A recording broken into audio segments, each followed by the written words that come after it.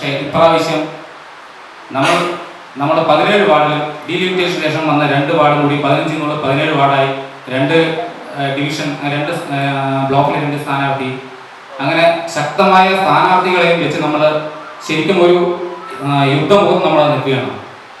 നമുക്ക് അറിയാൻ പറ്റും, പഞ്ചായത്ത് ഭരണസമിതി രൂപീകരിക്കാനോ റോഡ് കൈകാര്യം ചെയ്യാനോ ഇതുവരെ കണ്ണാടി പഞ്ചായത്തിൽ സാധിച്ചില്ല. അതുപോലെ ഒരുപാട് പ്രശ്നങ്ങൾ കണ്ണാടി പഞ്ചായത്തിൽ ഭാരവാഹികൾ അവിടെ ഇപ്പോൾ ഭരിക്കുന്ന ആൾക്കാർ പോക്കറ്റ് കുറിപ്പിക്കലും അതേപോലെ അവരുടെ കാര്യങ്ങൾ നോക്കാനും മറ്റുള്ള തമ്മിത്തല്ലും കോൺഗ്രസും CPM കൂടിയുള്ള കൂട്ടുകച്ചവടം മാത്രം അവിടെ ഇപ്പോൾ നടക്കുന്നുള്ളൂ. അതിനെതിരെ നമ്മുടെ ഭാരതീയ ജനതാ പാർട്ടിയുടെ ഇപ്രാവശ്യം നമ്മുടെ സ്ഥാനാർത്ഥികൾ വാർഡ് മെമ്പർമാരായി ശക്തമായ രീതിയിൽ നമ്മൾ തിരിച്ചു വരവ് നടത്തി കണ്ണാടി ഗ്രാമപഞ്ചായത്ത് ഭരിക്കുക തന്നെ ചെയ്യും. അത് മാത്രം എനിക്ക് പറഞ്ഞു. ഇന്നത്തെ ഈ സ്ഥാനാർത്ഥി പ്രഖ്യാപനത്തിന് ഔപചാരികമായി ഉദ്ഘാടനം ചെയ്യാൻ വന്നിരിക്കുന്ന നമ്മുടെ മേഖലാ സെക്രട്ടറി ഹരിയനാണ്. അദ്ദേഹത്തെ ഞാൻ ക്ഷണിക്കാം.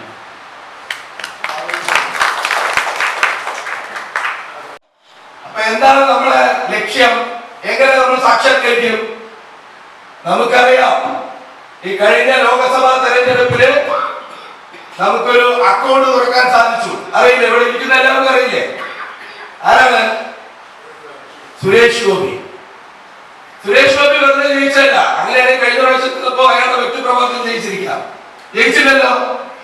അപ്പൊ നിരന്തരമായ നമ്മുടെ പ്രയത്നം, നമ്മുടെ ഹൗസ് കോണ്ടാക്ട്, ഗൃഹസമ്പർക്കം, അതുപോലെ തന്നെ അവിടെ വോട്ട് ചേർക്കൽ പ്രക്രിയ.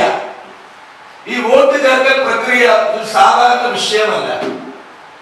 നമ്മള് CPM-കാരന്റെ വീട്ടിലായിരിക്കും. എന്റെ സത്കർമ്മത്തിലേക്ക് നടക്കുന്നു. 1-ാം വാർഡ് കടലാകൃഷി, അവിടെ ഭാരതീയ ജനതാ പാർട്ടി NDA ദേശീയ ജനാധിപത്യത്തിന്റെ സ്ഥാനാർത്ഥിയായി ശ്രീമതി ഹിമാജിയെ നല്ല കയ്യടിയുണ്ട്. അടുത്ത പഞ്ചായത്ത് പ്രസിഡന്റുമായി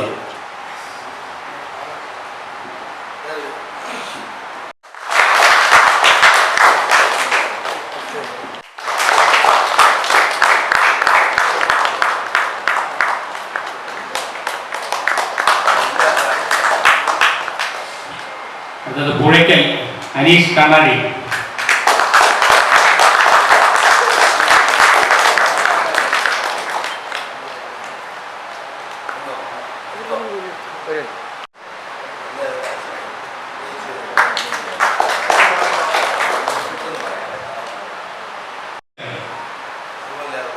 കടുത്തുരുത്തി രമ്യ ആർ.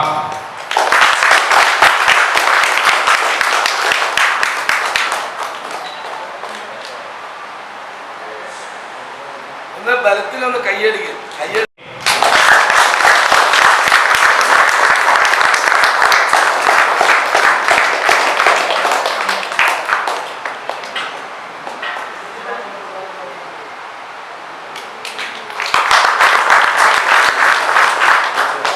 നെടുവക്കാട് മഹേഷ് ബി.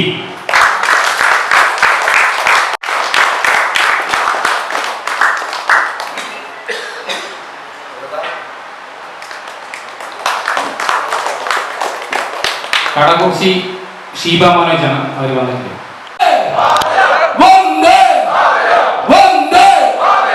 എല്ലാവർക്കും ആശംസകൾ.